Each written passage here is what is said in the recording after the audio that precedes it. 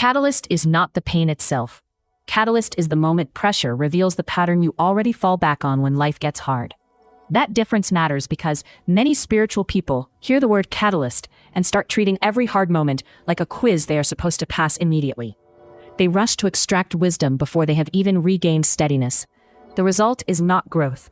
It is spiritual pressure layered on top of pain.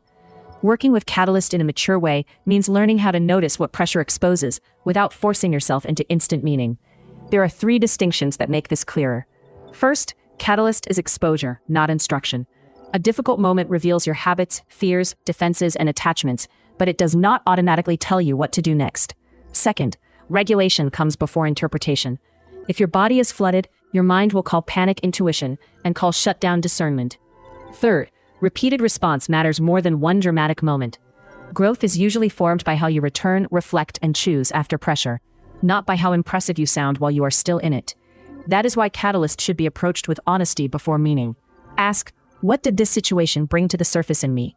Did it expose control, resentment, fear, approval-seeking, avoidance, or a genuine desire to respond with clarity?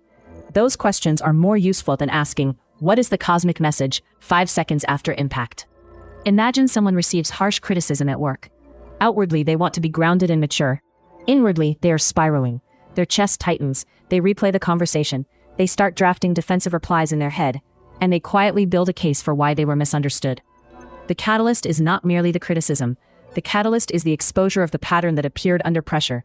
Defensiveness, self-protection, and the need to restore image before understanding what is true. If that person can pause, regulate, and later ask what part of the feedback was true, what part triggered old shame, and what part reveals a habit worth changing, then the catalyst has actually become useful.